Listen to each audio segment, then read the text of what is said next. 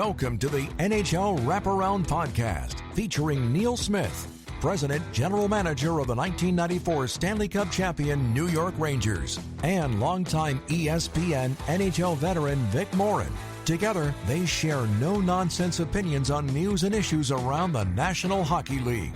Whether you're a casual or diehard fan, each episode of NHL Wraparound will leave you more informed.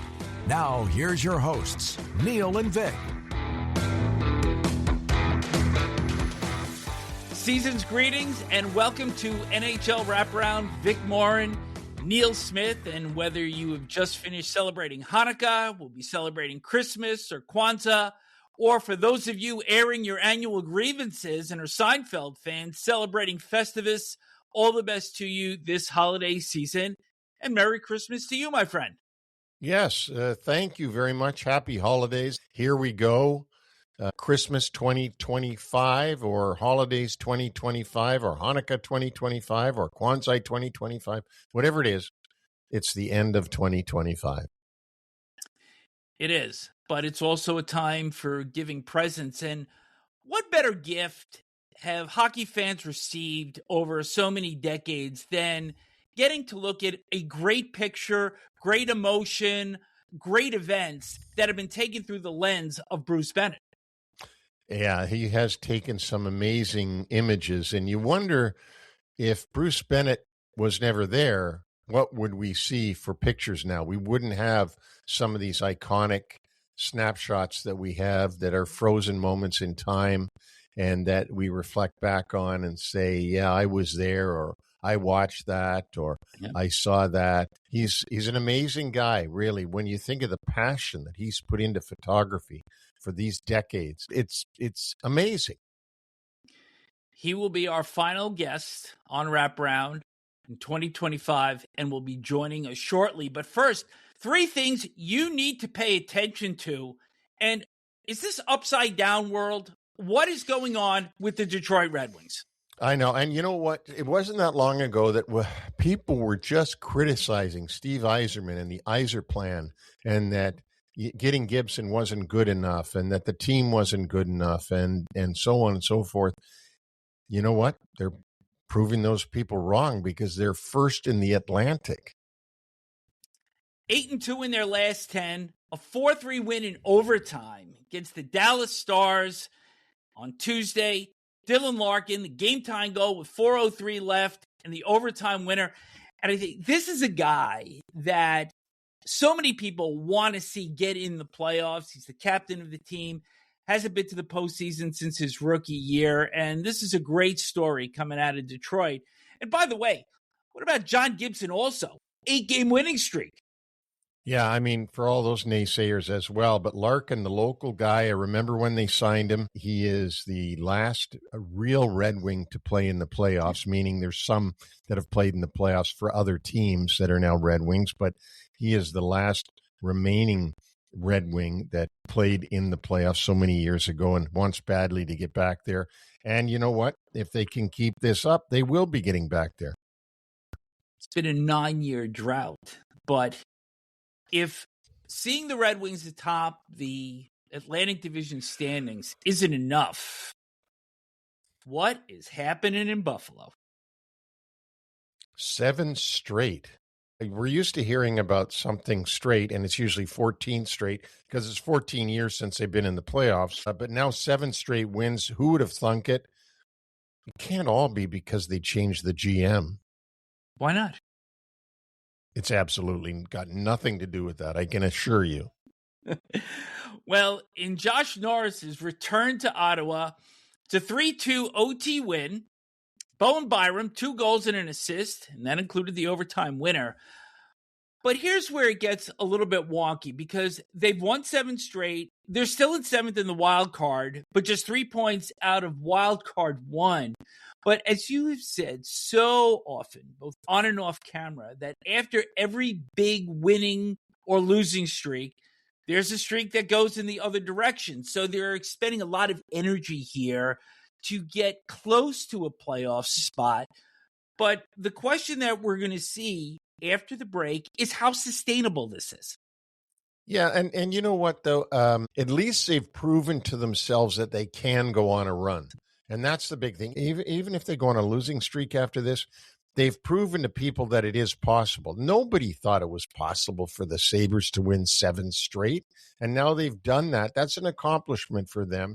That's something to look back on and say, we're not out of this. We can do it. We did it before, and we'll do it again. So Lindy Ruff and his group have gotten some well-earned confidence, I believe, out of this. That fan base has suffered for so long, them along with the Buffalo Bills. So it would be nice to see them stick around in this race and not fall out of it after we get to the new year. Absolutely. We'll all be cheering for the Buffalo Sabres. Remember when we buried the Nashville Predators earlier in the season, had a terrible season last year, off to a very rough start this year? You realize that they are 10-4 in their last 14 games?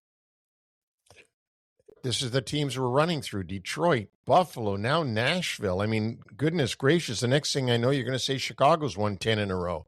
But that ain't no, the happening Nashville today. Predators, no, that ain't happening. Nashville Predators now at 500 seemed unthinkable only a couple of weeks ago. Still, when you see the Predators are going to play tomorrow night, the next night, whenever you see they're going to play, you always assume they're going to lose because that's what they've been doing for the last 2 years.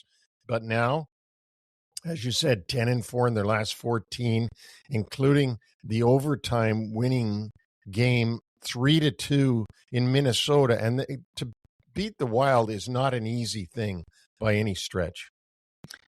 Steven Stamkos, much improved in terms of production. He scores the overtime winner, his third straight game-winning goal. It's the 597th of his career. The Predators are wild card 5 right now, 3 points from wild card 1. Yeah, and this is the way the NHL is right now. I mean, everybody's sort of clumped together, but these teams that we're talking about are making it tough on everybody else. I think it's also pretty cool that all 3 of the teams that we just mentioned, the Red Wings, Sabres, and Predators, all won their games in overtime heading into the break. Yeah. Well, the only thing uncool about it is that's another 3-point games. Those are all 3-point games, which keeps everybody clustered together because every night everybody's getting a point. But don't we kind of want that when we get into March, that we've got so many permutations to look through, and that let's say 25 or 27 teams actually have a legitimate shot when we turn the calendar to April? Well, that's what we want to do, the facade, like Chico Resch said. There's a facade that they've all got a chance. They don't really have a chance. Not all of them. We know the ones that have a chance, but, just because there's so many points out, they're going to give their fans the idea that they're still in it when they're really not. Well, stay tuned. A lot of hockey left to be played. So remember when we were young and we used to put our hands out when we agreed or something went well for us? We said, "Gimme 5." I still say that to the dogs, but I say, "Gimme 4." There you go. Well, how about 3 teams putting up 5-goal periods on Tuesday evening? And I'm going to start off with the Carolina Hurricanes giving up 5 goals. Because you remember over the weekend, Neil, that on Friday and Saturday, they lost multiple goal leads to the Panthers and then the Lightning. They had a 2-0 lead going to the third period. In their game against the Panthers on Tuesday, blew up. And if anybody can do that to you, it's the Panthers, because they have so much confidence in themselves and in their teammates. Odd, though, for the Hurricanes. They're such a good team in Raleigh when they play at home. And that is a bit of a smackdown for the Carolina Hurricanes. They may have a stigma against one or both of those Florida teams if they have to see them in the playoffs. But you know who's in goal last night for Carolina? Freddie Anderson. Yep. Hadn't played since earlier in the month. Gets his shot back in there. And it almost looked like the third period against the Rangers 2 years ago in that clinching game in the Eastern Conference semis. So, here's something that their past keeps coming back to bite them in different ways. Well, they're going to have to find the formula, but they don't have Seth Jarvis. They're missing a couple of other guys. So Seth Jarvis is such a big part of that team. And who knows, maybe they would have been able to hang on if he was in the lineup. I didn't get to see the game, of course, because I was away, but that's not a good one heading into the break. But I have all the confidence in the world in Rod Brind'Amour as a coach, and I'm sure he'll get things ironed out. I will just tell you, watching that game, that when Mikkola scored that first goal to make it 2-1, you could almost see the body language suggesting, here we go again. Wow. Well, as I said, Rod Brind'Amour is going to have to figure this one out then and get them out of that. Talk about bizarro world. The New York Rangers, who have had trouble scoring all season long, down 3-2, going into the third period in Washington, and throw up a 5 spot to win 7-3. And this is their 14th win on the road this season, which is more than anybody else in the NHL. And they've had the most road wins in the NHL for a long time, almost since the season started. But it's interesting now, Washington, losers of 3 straight, 2 to Detroit, now 1 to New York Rangers.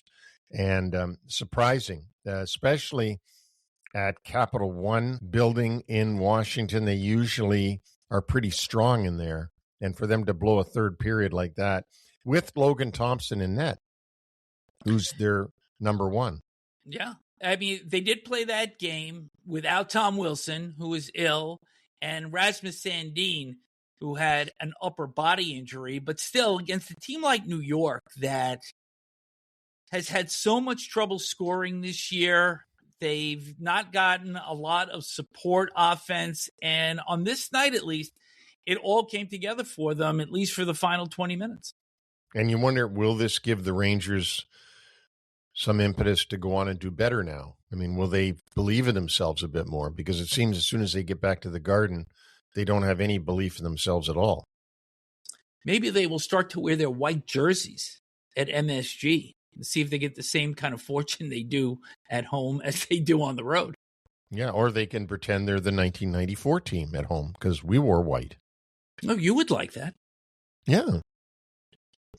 The last team that potted 5 in a period last night, the Vegas Golden Knights. They throw up a handful in the opening period in a 7-2 win against San Jose. I think San Jose is coming back to earth a little bit. But what I found interesting about the stats in this game is that 13 players made the score sheet in the first 20 minutes for the Golden Knights, and all 18 players in their lineup were pluses after the first period. It didn't end that way, but just to see that on the score sheet was something. Well, that really would be something. And again, I didn't get to see that game. I was at UBS Arena, but quite a score. What about the 3 teams we just mentioned? 5 goals in a period. Pretty remarkable. It is. It's a lot of scoring, and Christmas came early for these teams. Now we're going to go to the other side of the coin. What is going on with the Kings at Crypto.com Arena? Well, they can't score. The Kings absolutely cannot score. I don't think they can score on the road as well, but certainly at their own home building, which used to be called the Staples Center, they just can't get it done. And so you got the Kings and the Rangers are very similar. Neither one can score or win in their own building. They're 4-8-4 at home. They lost 3-2 to Seattle. Their 4 home wins, tied for fewest in the NHL, along with Vancouver. They have consecutive losses on Monday and Tuesday in their own barn after losing to Columbus on Monday. They've only scored 91 goals this season, which is the second fewest in the league behind the Kraken.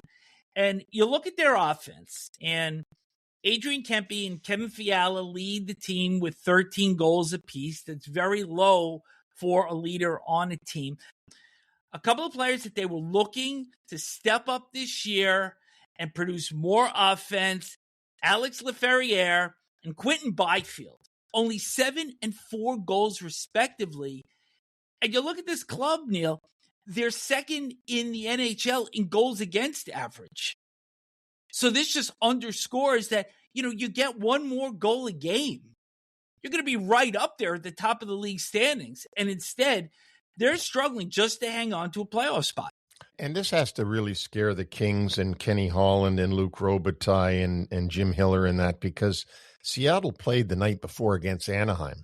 Yeah. It's not that far from Orange County to wherever they stayed, downtown L.A., and L.A. gets to stay home. But you know what? You lose to Columbus, you should be really pissed off and ready to play against lowly Seattle and be ready to beat them, and they couldn't get it done. If you're a fan of the Kings, you're watching this and you're thinking, ay, now Kopitar's retiring at the end of the year. Still close to one of their best players on the team, and he's going to retire at the end of the year. And the up-and-comers, as you mentioned, Laferriere and Byfield, aren't getting it done. So the future does not look bright on this date for the Kings.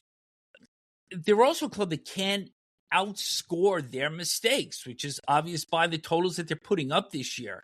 And anybody that watched that game, the goal that made it 2-0, which was scored by Freddie Gaudreau, was absolutely terrible. Given up by Phoenix Copley. It was a little floater that he just whiffed on.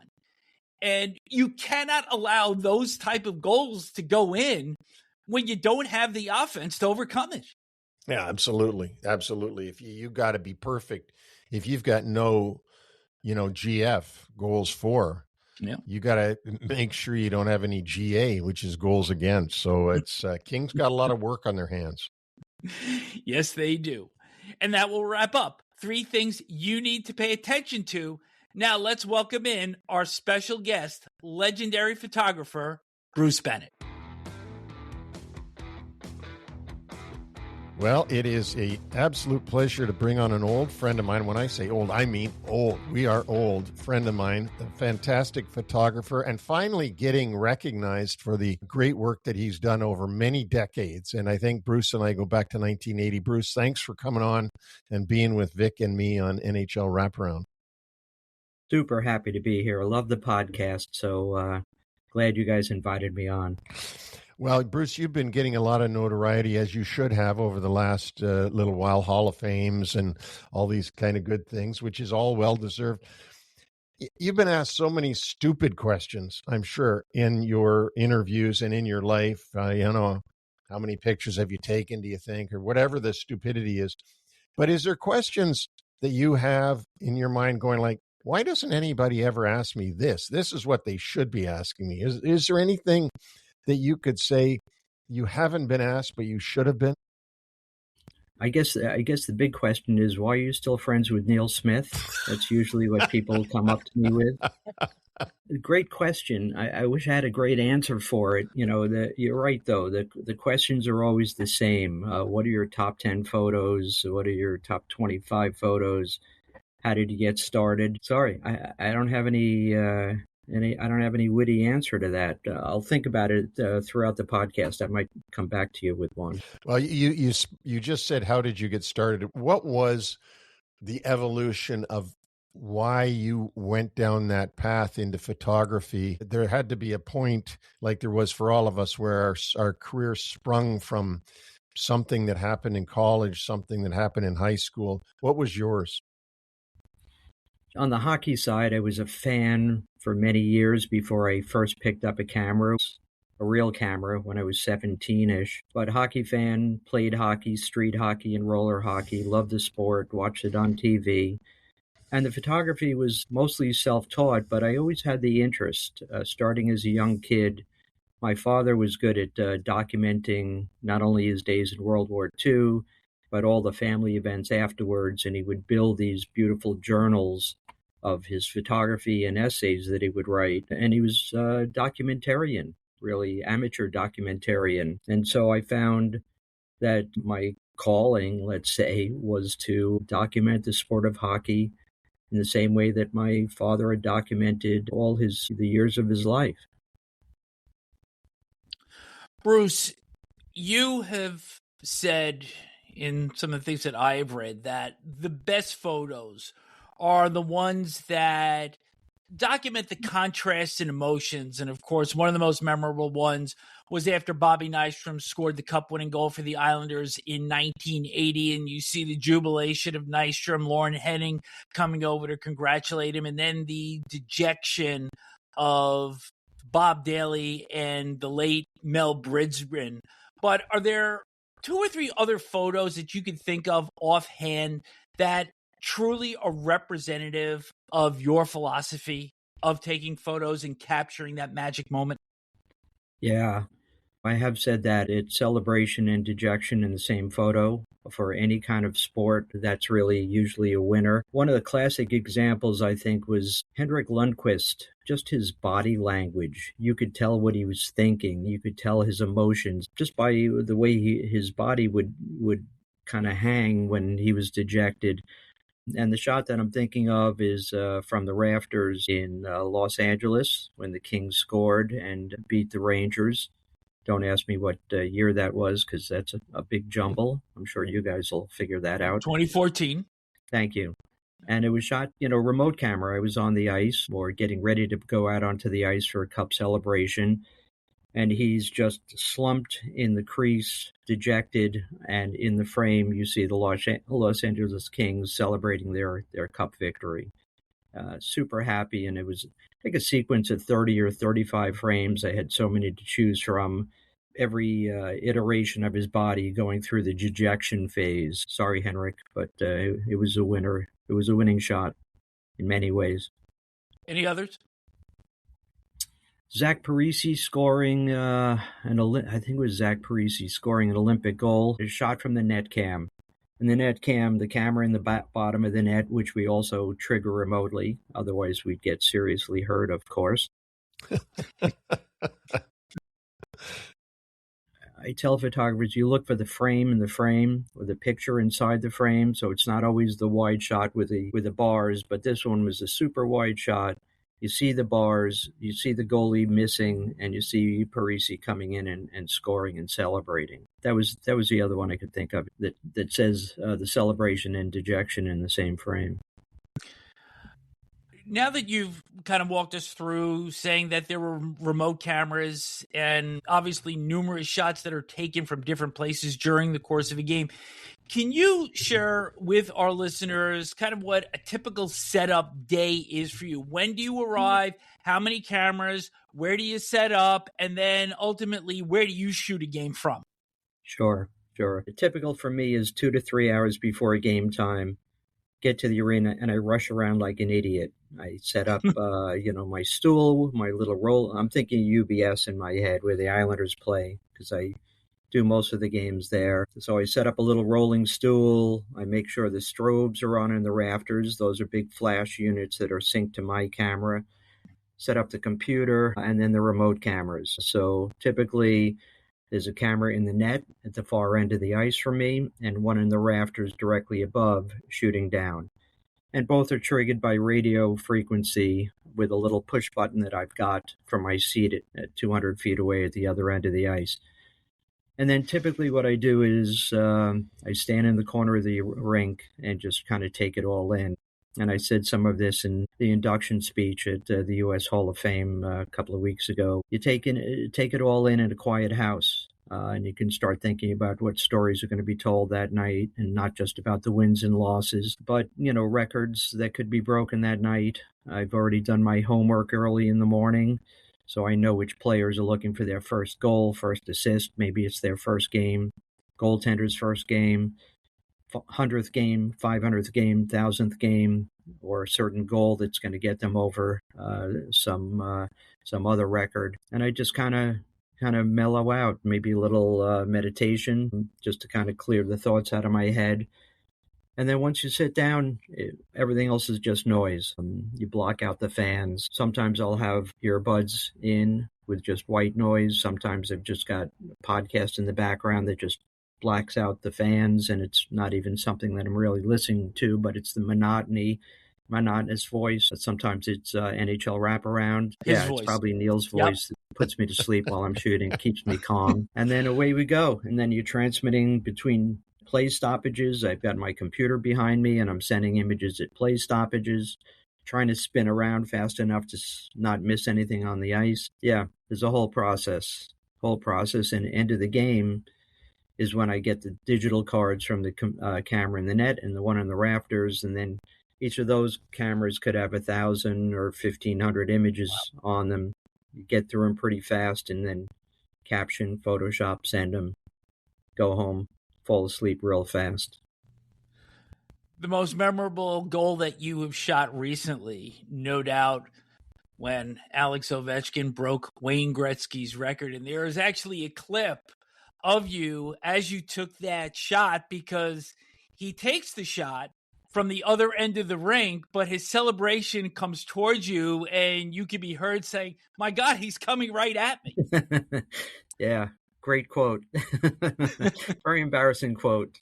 Usually, at my age, you go, did I say that out loud, or was that just in my head?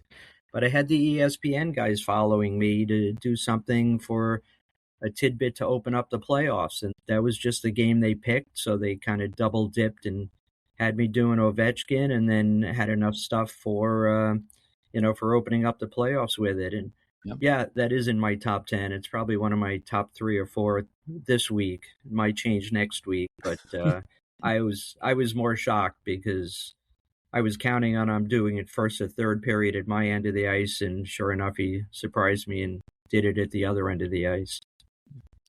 Bruce, you obviously have been around so long that most of the buildings know you. And obviously the Islanders, you have a pass to go there anytime you want. But do you still have to call buildings and say, hey, I'm coming tonight, can I get a spot to shoot?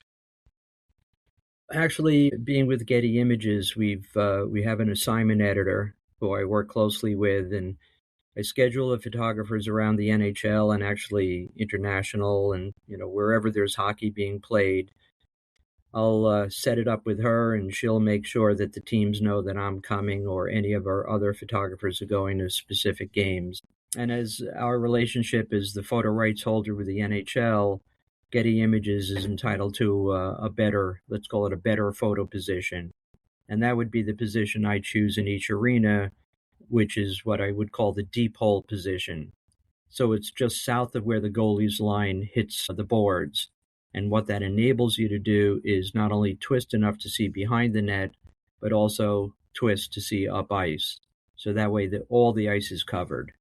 If you get stuck at a side hole, then anything could happen at the other end of the ice, and you could easily miss it. So when you started, like all of us, shooting normal pictures of family and that, you were on 35 millimeter, and now you're on digital. You were on flash bulbs at one time, and now it's LED lighting, I would think. Can you walk us through the changes that's made in your life to go from having to wait till after a game to develop photos to the way it is now, where you instantly see what you just took? Yeah. The key right now is immediately you know that you missed the shot. You used to have to wait like 3-4 days, process the film to go, oh, so close, missed it. But what a huge change through the years, not only in the evolution of the sport, but the evolution of photography into digital imaging, no dark rooms, no smelly, dangerous chemicals. But the key for me, and it actually was put to me in such an incredible way after Stanley Cup last year or the year before, I put out probably on Instagram that said, Stanley Cup is over. I shot 12,000 images at the final game, and someone chimed in, do you realize that is the equivalent of 330 rolls of 36 exposure film? And wow. I said, that is like one of the best stats ever. One of the key places that number comes in is Stanley Cup final, where guys are skating around with a cup, and you've got 2 camera bodies. Each one has 36 exposures, and that is all. Mm-hmm. And then you have to somehow unload that 36, get another roll in, so that the next guy who's carrying the cup, you don't miss him. Now you just fill up a card with a couple of thousand images, and you're good to go. It's not a concern anymore. Big differences from the early days. Has LED lighting made any impact on what you're doing? Yeah, quite a bit. Strong lighting in the arenas. Digital cameras have advanced through all the years to be better in lower light. The LED lights in the arenas are crystal clean, daylight balanced, or close enough to beautiful outdoor lighting. And it's also helped in the corners of the arena, which are usually dark in many arenas. Now they're able to move those lights around a little better and tweak a little light in one corner and make it a little brighter so that the corners are equal to the rest of the ice. So it's given us, from the early days of film that wasn't good in low light to digital cameras that are better in the light that is presented to it, huge difference in the quality of the images you can get with a better light in the arenas. Did one of your predecessors, George Kalinsky, and also Marty Brodeur's father, Denny Brodeur, did they have an influence in your career at all or in your life? Denny Brodeur and David Beer, two photographers out of Montreal. Beer was fabulous in his own right, but Denny was a former goaltender, and you could call him one shot because this guy, he used strobes in the rafters in that building in Montreal. Yep. Didn't travel that much, but in Montreal, his strobes were so old-fashioned that you could only shoot one frame every 12 seconds.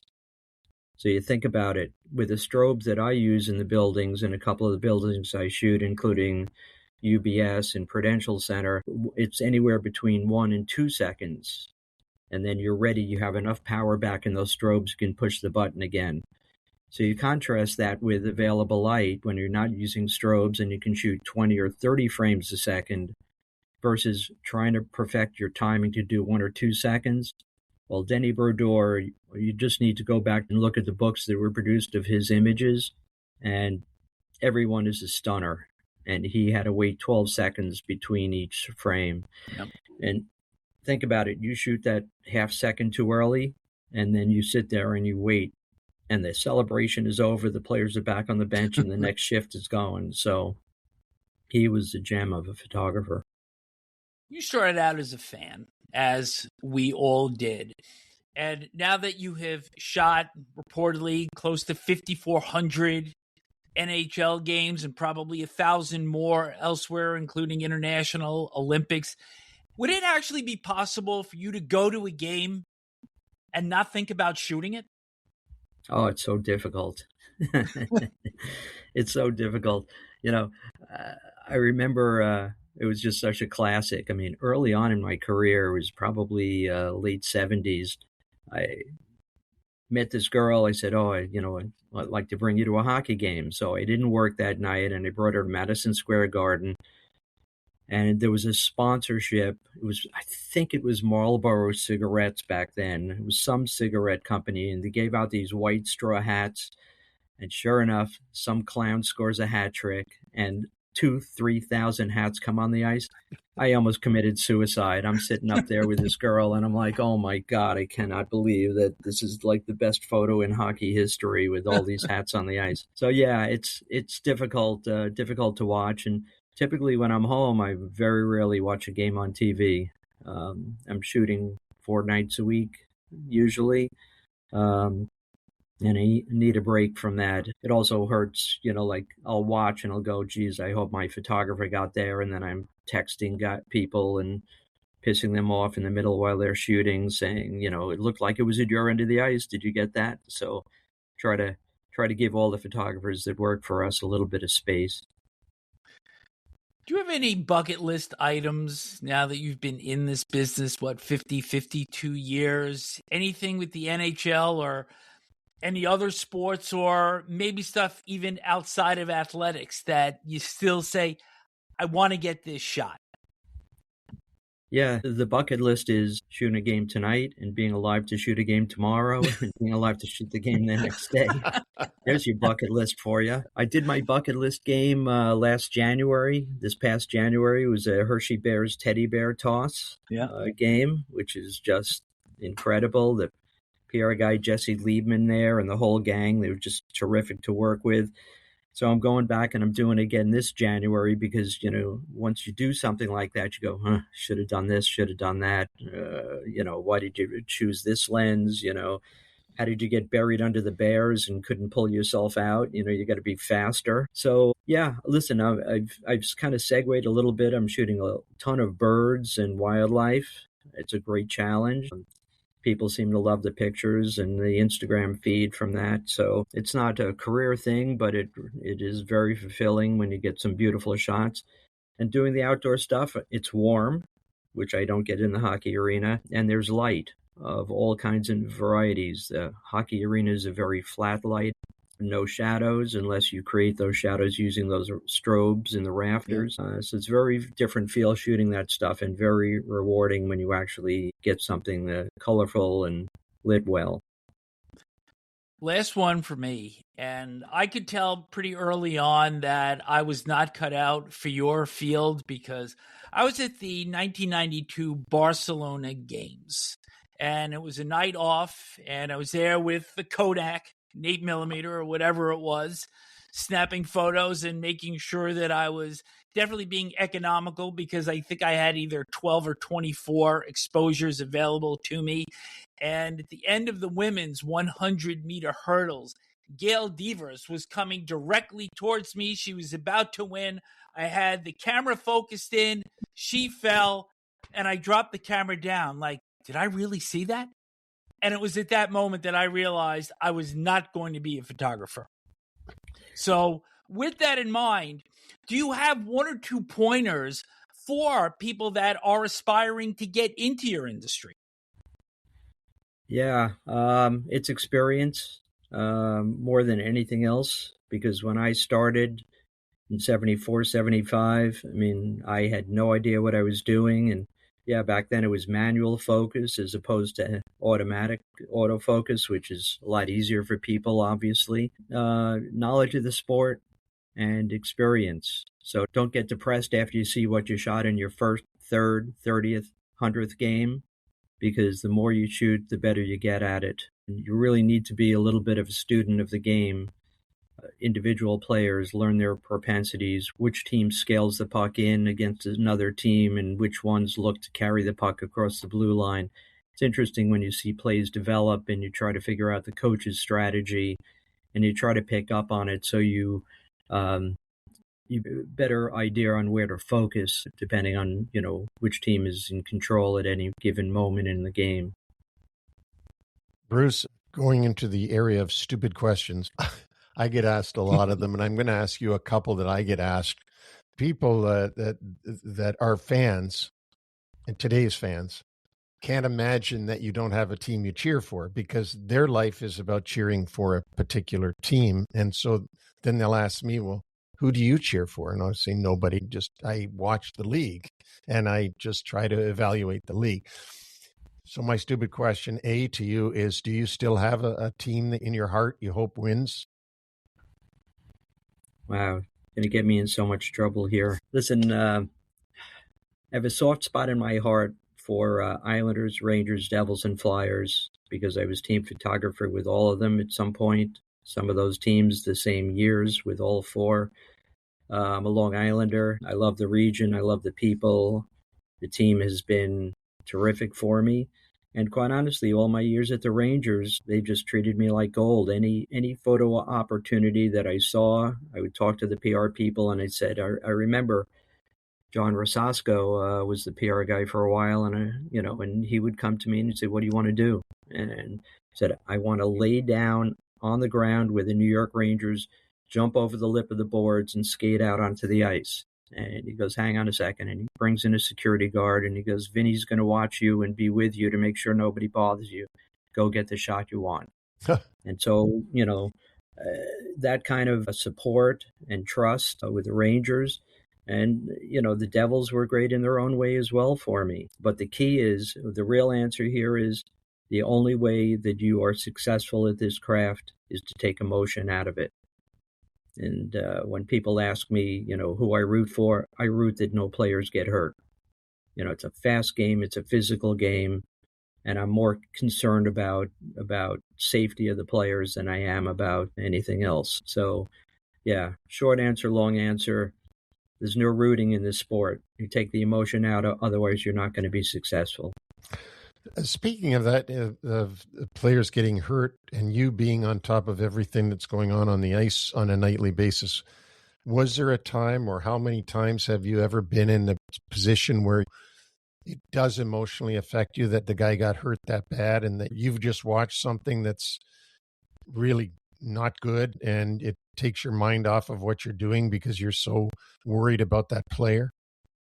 Yeah. I think that kind of situation is where the photojournalism and being a photojournalist kicks in, and you have to separate the emotion from that. The bloody scenes aren't my thing. I know that our company had asked me at one point, they had an opening to shoot a UFC match, and I go, just not my thing, man. I cannot watch one guy beating another guy to a bloody pulp. I just can't see it. I can't shoot it. Not going to happen. And I feel the same way at hockey. You just grin and, you get past it because your job is to document what you see, not through rose-colored glasses, but this is what's been presented to you. Whether it's hockey or it's a news event like Hurricane Sandy and other things that I've shot in the past that are on the news desk, you just can't be emotionally involved. You just shoot what's in front of you. Last stupid question. Have you got one? Listen, if you had there are no stupid questions. There's just stupid podcast hosts. Just so you know, I read that somewhere. Well, that's my partner. You've nailed it. Back at you, Bruce. Is there one photo? If you had to do this, you were told you either do this or we're going to kill you. What is your favorite Bruce Bennett photo or your signature photo or the one? Is there one that you could ever say, yes, this one of this little bird in the tree, or this one of Ovechkin scoring this goal, or Gretzky and Lemieux? Yeah, two answers. First one is my collection of images of E.J. Raddick going into or out of bathrooms at every major NHL event. That's been something that I've sought after. I just missed him in Madison Square Garden last week, and I was so upset with myself because I haven't added to that collection in a long time. But he's got to know I'm still keeping an eye on him. But yeah, the short answer is it used to be Bobby Nystrom, black and white of him scoring in 1980. As I said, my Long Island thing and my affinity, but with the region. But yeah, it is the Ovechkin shot just because it just fell in my lap and people really responded well to that image. And once again, I can't believe he came right at me. Who knew? So that's it. It's the Ovechkin shot. Well, that's great. And it's hard to believe that we've been together, friends, since 1980. My career went okay, and yours certainly went okay. We had a lot of good times together. There was so many, I've thought about it a million times. That's one thing about life is that you may not see somebody or may not even get to talk to them for a long period of time, but they live in your mind.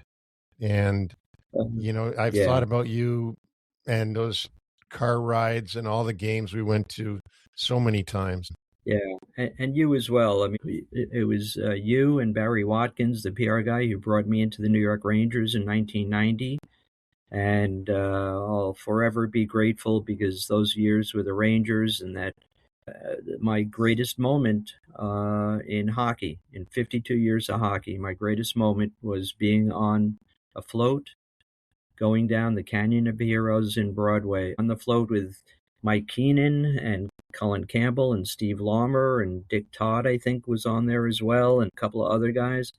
And no greater experience and wouldn't happen without you guys bringing me into that organization in 1990. So thank you for that.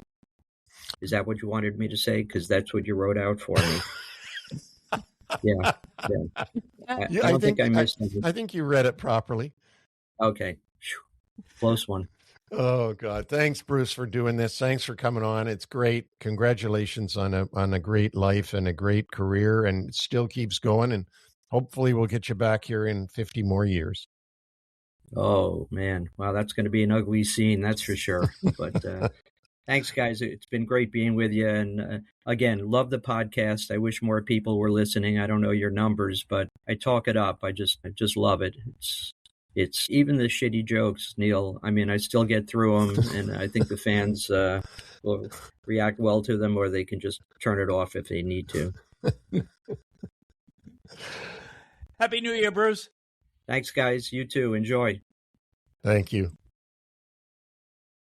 The man is literally a living legend in his own right.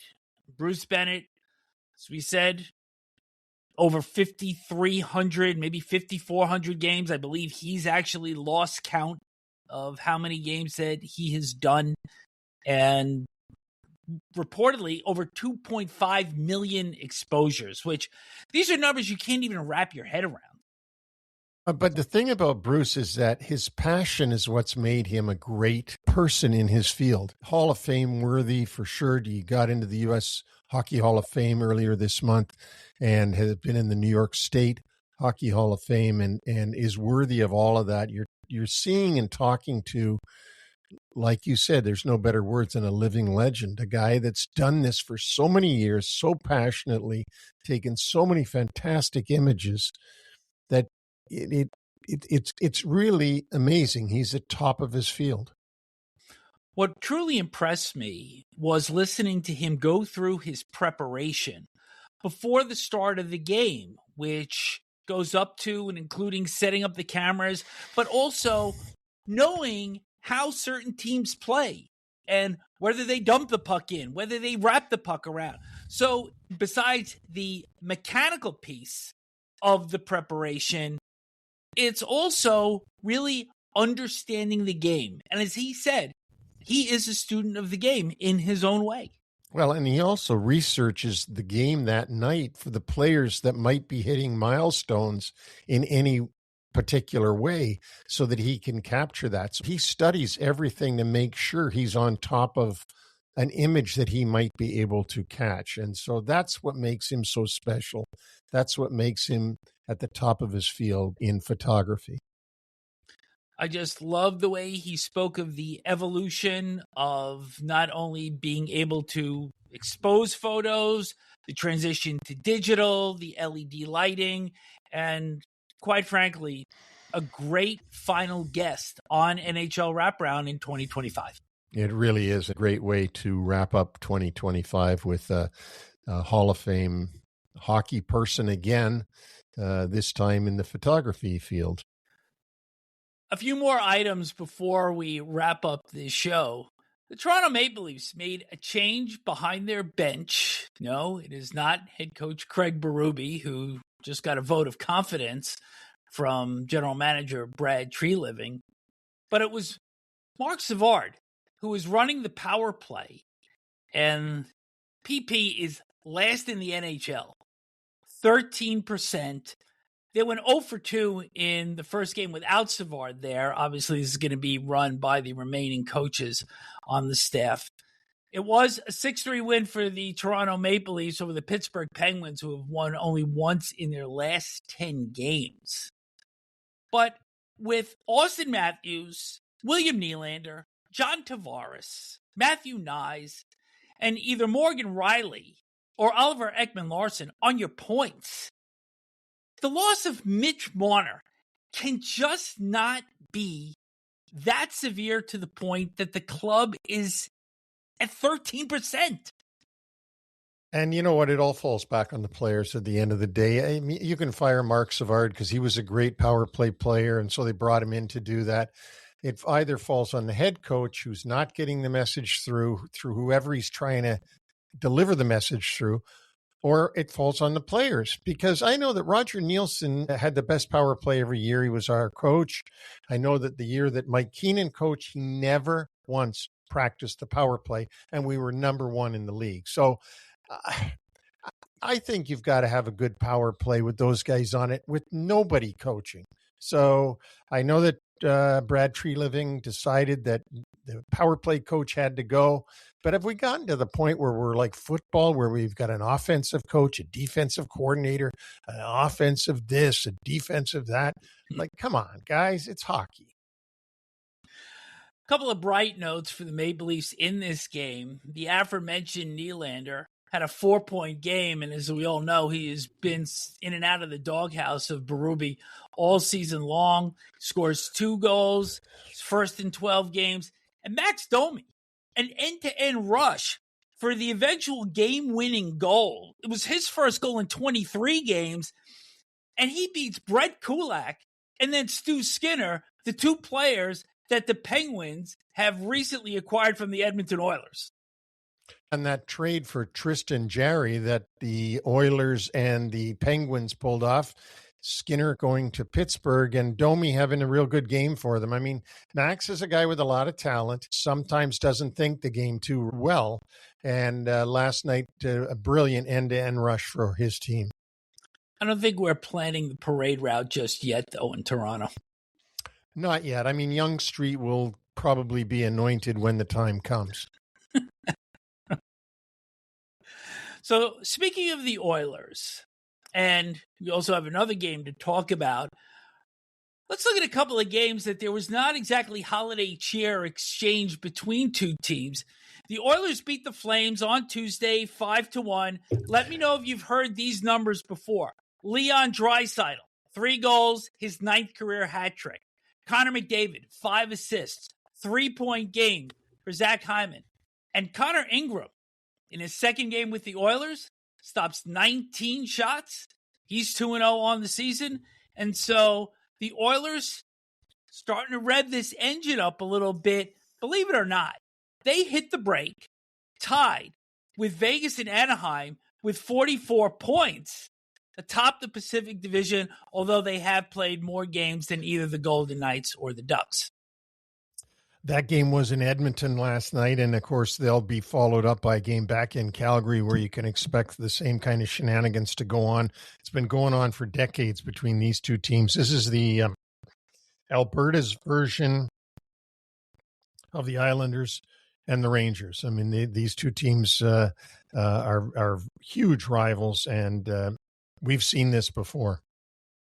You mean 10 misconducts in the last 7 seconds of the game? That's when the referee just says, look, I'm getting rid of all of you. I'm just tossing you all out of here. You're all out of the game.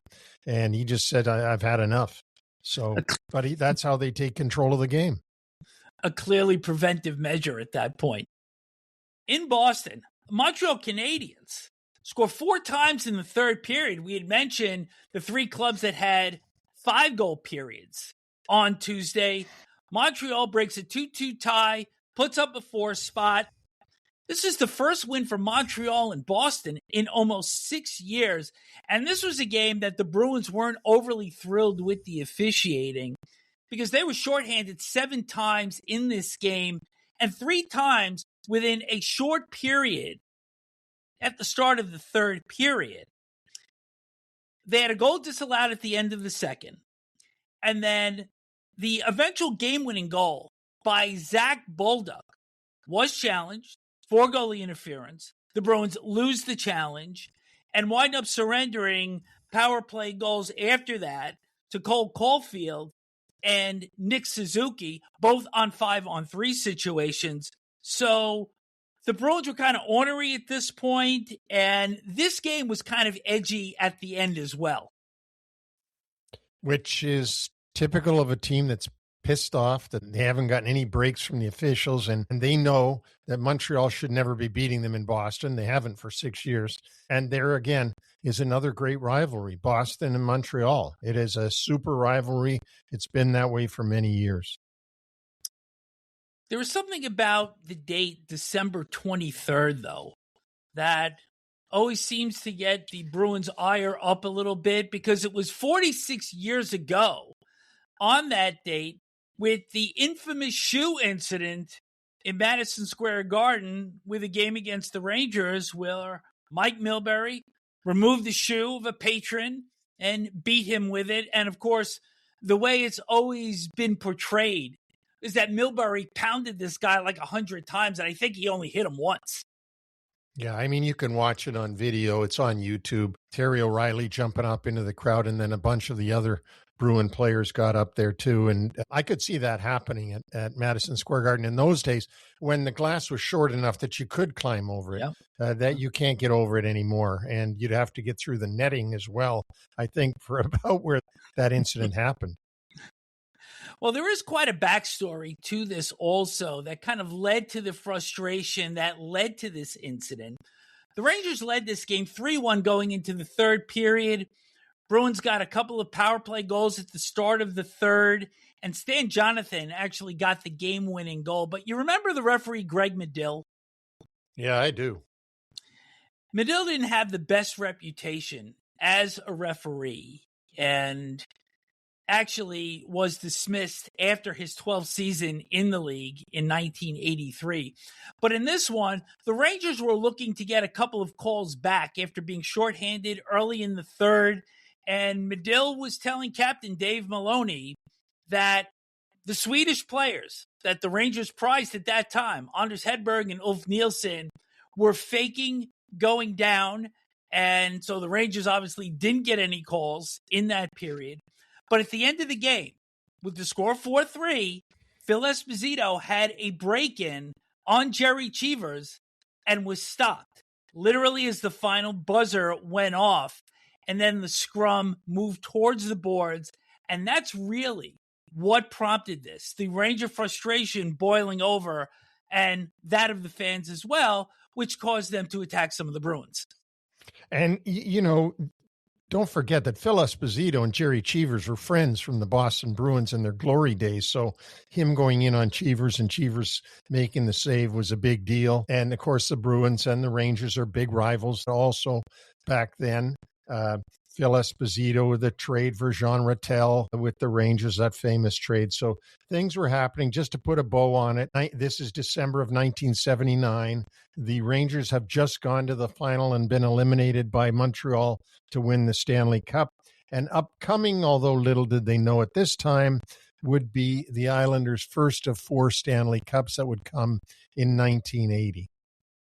Was that a Christmas bow? That is a Christmas right. bow. Short personnel update. Thank goodness. With the break coming up, Chris Tanev, defenseman for the Maple Leafs, returned after missing 23 games with an upper body injury. Remember, he had that awkward collision with Matvei Michkov of the Flyers on November 1st. For the Seattle Kraken, defenseman Brandon Montour is out 4 weeks with hand surgery. He was injured during a scrum with Colorado on December the 16th. Zach Bogosian, defenseman for Minnesota, returned Tuesday against Nashville after missing 4 games with a lower body injury. And we had already mentioned earlier that Tom Wilson and Rasmus Sandin did not play in the loss against the Rangers, but they did get back Ryan Leonard after missing 7 games with shoulder and facial injuries on that hit absorbed by Jacob Trouba in Anaheim on December 5th. And right away, he gets back into the lineup and he contributes with a pair of assists. Yeah, he's an important guy. He's coming into his own now. He's an aggressive player. He's not very big, but he's got pretty good skill set. Our website is NHLWraparound.com. Our complete history of podcasts is available. And in our blog section, New York Centric, the latest from Patrick Hoffman on the struggles and the disappointment of Rangers forward Alexis Lafreniere, a former number 1 pick. He did get the game-winning goal in Washington, but nonetheless, Neil, has way underperformed literally his entire career. That goal was only the 100th of his career. Yeah, for a number 1 overall, he hasn't been spectacular, but sometimes you just don't get that right year that you get the number 1 pick and you come out with just an NHL player. And it seems like the Rangers, when they got him, he didn't have the fanfare of the Berards and the, Macklin Celebrinis and these people. So, but even at that, he has been disappointing, especially this year. Also on our website, there's Neil's Nuggets, where he does occasional analysis on certain trends around the NHL. And Smith's Picks, you have a .606 winning percentage heading into the break. And I can honestly say you are going to be perfect each of the next 3 nights. I am. Now, did you look at my picks the next 3 nights? Well, there are none to be made. Well, see, you didn't even bother reading the blog because they're up there. The picks are posted. But for everybody, please go. This is really important that you look at today's Smith's Picks. I'm sure this is going to be some comedic commentary in there. No. You just take a look at it. I think it will help everybody during the Christmas holidays or just the holiday season. It's what we call a tease. That'll wrap up our show for today. First, a special thanks to renowned photographer Bruce Bennett for joining us, and to Getty Images for giving us permission to use some of Bruce's photos. Thanks to the listeners out there. Reach us individually at neil@nhlwraparound.com or vic@nhlwraparound.com. Send us an email. Tell us what you like. Tell us what you don't like. All of our podcasts can be heard on Apple Podcast, Amazon, iHeartRadio, Spotify, YouTube, and please leave a review, and on YouTube especially subscribe. We just need a couple hundred more subscribers to get to a benchmark level. A final note here. We had some recent numbers from Spotify that came in that kind of reflects where this podcast has gone in the last year. Audience increase of 25%, new audience increase of 604%, a 57% increase in our followers, 52% increase in listening time, and we are a top 10 preference for many of our listeners. And interestingly, some of the people that listen to us also listen to Taylor Swift, Not Bad Company, Morgan Wallen, and Zach Bryan. Wow. I think you sound a lot like Taylor Swift. I think that's the reason that the people are doing that. That voice you have is so Swifty. Yeah. And as soon as I start cashing checks like Taylor Swift, I'll really be singing like her. This will be our last wraparound for the year, as we had mentioned earlier, because the schedule is a little bit wonky in the middle of next week with some afternoon games. So we will be back with short shifts next Monday and Friday, and then we'll get back into our regular cadence once we get into the first week of the new year. So, Neil, once again, Merry Christmas. You're a terrific partner and have had such a great time doing this all year, and really for the 2 years we've been together.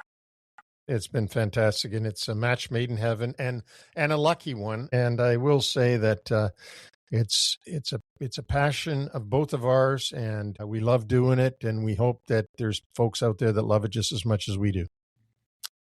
And to those listeners, if you're traveling, travel safe, but regardless, have a wonderful holiday this season. Take care.